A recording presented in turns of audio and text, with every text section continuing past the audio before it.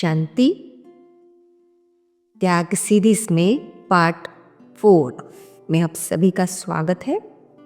और आज की वाणी का डेट है 8 अप्रैल 1982।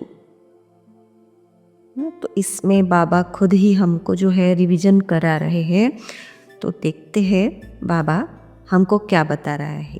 ए में बाबा कहता है, त्याग की परिभाषा भी सुनाई है कि पहला त्याग है अपने देह की स्मृति का त्याग, दूसरा देह के संबंध का त्याग। अब संबंध में बाबा कहता है, पहली बात है कर्म इंद्रियों के संबंध की सुनाई। हाँ, तो बाबा कहते हैं इंद्रिय जीत बनना, अधिकारी आत्मा बनना, यह दूसरा कदम है ना। बाबा कहते हैं और तीसरी बात है देह के साथ व्यक्तियों के संबंध की। तो जो आज का पार्ट 4 है, तो जिसमें बाबा हमको देह के जो संबंध है व्यक्तियों के साथ, चाहे वो लौकिक है या अलौकिक, उस संबंधों में कैसे हम महात्यागी बने, अर्थात नष्टो मोहा। तो बी में बाबा हमको बता रहा है नष्टो मोहा की क्या क्या निशानियां होगी। तो बाबा कहते जो नष्ट मोह आत्मा होगी वो ना घृणा और ना लगाव और झुकाव। किसी भी संबंध में उसको ना घृणा अनुभव होगा, ना लगाव अनुभव होगा, ना किसी भी संबंध में झुकाव होगा। तो इसी के साथ बाबा हमको फिर अगर घृणा है तो आत्मा में क्या क्या निशानियां होगी वो बता रहा है। तो बाबा कहता है अगर किसी से घृणा है तो उस आत्मा के अवगुण व आपके दिल पसंद न करने वाले कर्म बार बार आपकी बुद्धि को विचलित करेंगे। न चाहते भी संकल्प में, बोल में, स्वप्न में भी उसी का उल्टा चिंतन स्वतः ही चलेगा। याद बाप को करेंगे और सामने आएगी वह आत्मा। तो वह बता रहा है कि ऐसे होता है अगर किसी संबंध में घृणा का भाव है। तो यहाँ पे एक बहुत पावरफुल महावाक्य है बाबा का, जिसमें बाबा बता रहा है कि घृणा का बीज क्या है। तो घृणा का बीज है स्वार्थ।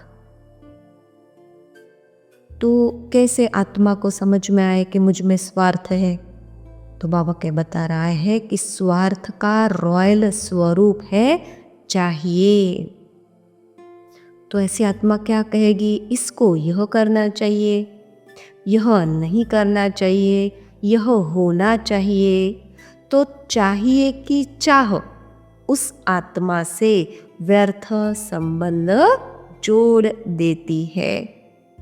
घृणावादी आत्मा के प्रति सदा व्यर्थ चिंतन होने के कारण परदर्शन चक्रधारी बन जाते, लेकिन यह व्यर्थ संबंध भी नष्टो मोहा होने नहीं देंगे। तो देखा हम सभी ने कि कैसे ये घृणा और उसका जो रॉयल रूप है चाहिए, ये हमको संबंधों में फंसाता है। तो बाबा फिर आगे बता रहा है कि कैसे ब्राह्मण जो है लौकिक को अलौकिक में शिफ्ट कर देते हैं। तो देखो बाबा क्या कहता है, जैसे लौकिक में देह के संबंधियों द्वारा स्नेह मिलता है, सहारा मिलता है, प्राप्ति होती है, तो उस तरफ विशेष मोह जाता है ना। उस मोह को काटने के लिए पुरुषार्थ करते हो, लक्ष्य रखते हो कि किसी भी तरफ बुद्धि न जाए। लौकिक को छोड़ने के बाद अलौकिक संबंध में भी यही सभी बातें बुद्धि को आकर्षित करती है, अर्थात बुद्धि का झुकाव अपनी तरफ सहज कर लेती है। माना लौकिक से तो निकाल लिया, लौकिक से कुछ चाहिए चाहिए नहीं, वो अलौकिक में कन्वर्ट कर दिया। कि अभी अलौकिक से तो बाबा का परिवार है, हमारा ब्राह्मण परिवार है, तो अलौकिक परिवार में फिर चाहिए चाहिए चाहिए, है ना, चाहिए माना बंधन।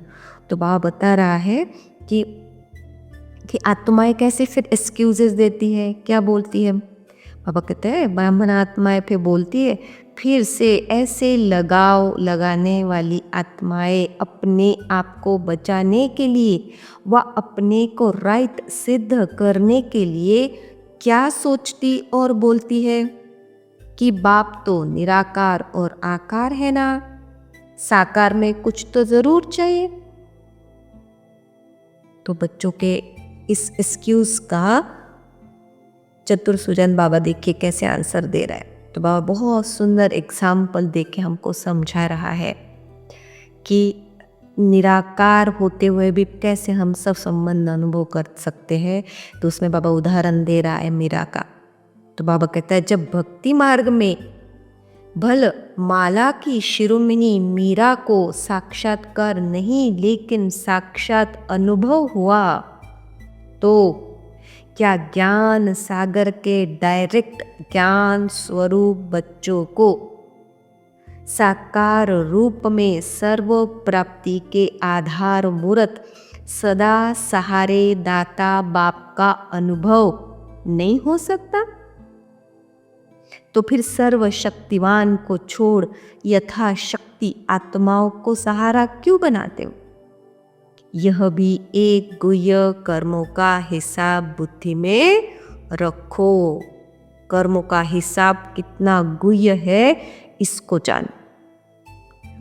तो बाबा यहाँ पे बता रहा है कि कैसे जो है ये फिर हमारा हिसाब किताब बन जाता है। लौकिक से छूटा अलौकिक में भी हिसाब किताब बन गया, है ना।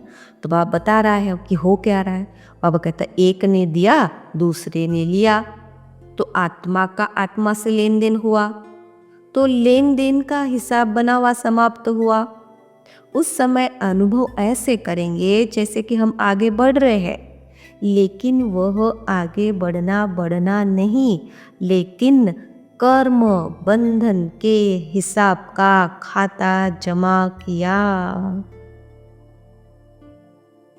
तो अभी जब कर्म बंधन हो गया, बंधन बन गया, तो बाबा बता रहा है फिर क्या क्या होगा, है ना। कैसे हमको पता चले कि मैं कर्म बंधन में फंस रही हूँ, चाहे ब्राह्मण परिवार के ही। तो बाबा निशानियाँ आगे बता रहा है कर्म बंधन की, कि वो जो आत्मा होगी कैसे होगी, ज्ञान सुनने और सुनाने में होशियार, सुनने और सुनाने में होशियार बट धारण नहीं कर पाएगी। सेंसिबल होगी बट इसेंसफुल नहीं होगी। सर्विसेबल होगी परंतु विघ्न विनाशक नहीं हो सकती। सेवा की वृद्धि करेगी बट विधि पूर्वक वृद्धि नहीं कर पाएगी। स्पीकर बनेगी बट स्पीड में माना उड़ती कला में नहीं उड़ पाएगी। तो बाबा हमको बता रहे हैं, तो कहते बाबा सिर्फ पहले इस देह के संबंध को चेक करो। किसी भी आत्मा से चाहे घृणा के संबंध में, चाहे प्राप्ति व सहारे के संबंध से लगाव तो नहीं है, अर्थात बुद्धि का झुकाव तो नहीं है। तो बाबा कहता है तो अपने आप से पूछो कि देह के संबंध का त्याग किया व लौकिक से त्याग कर अलौकिक में जोड़ लिया। कर्मातीत बनने वाली आत्माएं इस कर्म के बंधन का भी त्याग करो। तो यहाँ पे बाबा ने वाणी को विराम दिया है। तो ये था पार्ट 4 त्याग सीरीज।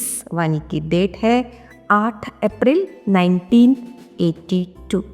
ओम शांति।